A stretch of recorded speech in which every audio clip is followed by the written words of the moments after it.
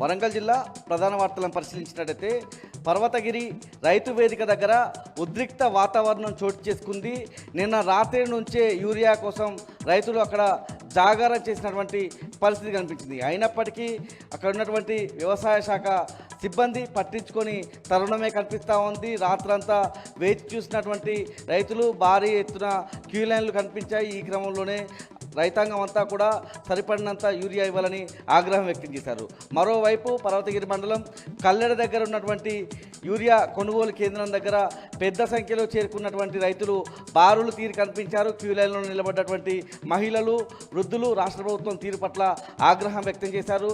ఇప్పటికైనా సరిపడినంత యూరియా ఇవ్వాలని డిమాండ్ చేశారు.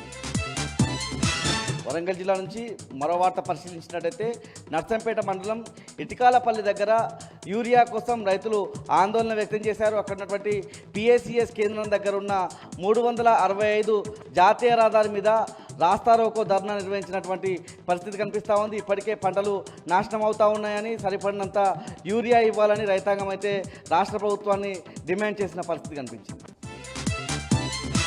వరంగల్ జిల్లా నుంచి మరో ప్రధాన వార్త పరిశీలించినట్టయితే వరంగల్ నగరంలో ఉన్నటువంటి మిల్స్ కాలనీ పిఎస్కు సమీపంలో ఉన్న కిలా వరంగల్ పిఎస్సిఎస్ కేంద్రం దగ్గర ఉదయం నుండే రైతులు యూరియా కోసం బారులు తీరి కనిపించారు.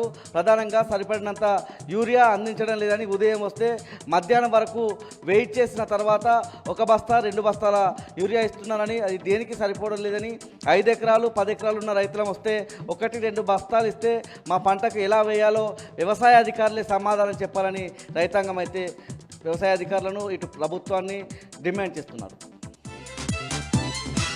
జనగామ జిల్లా ప్రధాన వార్తలను పరిశీలించినట్టయితే బచ్చన్నపేట మండల కేంద్రంలో విజయ డైరీ పార్లర్ను ఎమ్మెల్యే పల్లా రాజేశ్వరరెడ్డి ప్రారంభించారు. ఈ సందర్భంగా సొసైటీల చైర్మన్లకు పాల క్యాన్లను ఆయన అందించినటువంటి సందర్భం కనిపిస్తూ ఉంది. ఆ తర్వాత జనగామ జిల్లా కేంద్రంలో పాల ఉత్పత్తిదారులకు ఇన్సూరెన్స్, అదేవిధంగా సొసైటీ రిజిస్ట్రేషన్ సర్టిఫికేట్లను పల్లా రాజేశ్వరరెడ్డి అందించారు. ముఖ్యంగా జనగామ జిల్లా పాడి పరిశ్రమ అభివృద్ధిలో రాష్ట్రంలోనే మొదటి స్థానంలో ఉందని, అంత మేలైనటువంటి పాలను విజయ డైరీ సంస్థకు జనగామ జిల్లా రైతులు అందిస్తున్నారని సందర్భంగా పల్లా రాజేశ్వరరెడ్డి వ్యాఖ్యానించారు. ఈ కార్యక్రమంలో ఏదైతే పాడి పరిశ్రమ అభివృద్ధి సహకార సంస్థకు సంబంధించిన చైర్మన్ అమిత్ రెడ్డి కూడా పాల్గొన్నారు.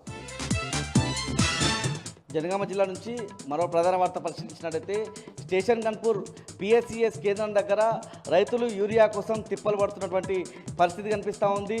ఉదయం 5 గంటలకే అక్కడికి చేరుకొని మధ్యాహ్నం వరకు కూడా 1 బస్తా తీసుకెళ్ళినటువంటి పరిస్థితి కనిపిస్తూ ఉంది. ప్రధానంగా 400 బస్తాల యూరియా ఆ పిఎస్సిఎస్కు వస్తే అక్కడ 800 మంది రైతులు కనిపించే పరిస్థితి ఉంది. ప్రధానంగా రైతుల సమస్యలు తెలుసుకోవడంలో భాగంగా స్టేషన్ గణపూర్ పిఎస్సిఎస్ కేంద్రం దగ్గరకు వెళ్ళిన మాజీ ఎమ్మెల్యే తాటికొండ రాజయ్య కూడా తన సతీమణితో కలిసి క్యూ లైన్లో వేచి ఉన్నటువంటి సందర్భం కనిపించింది.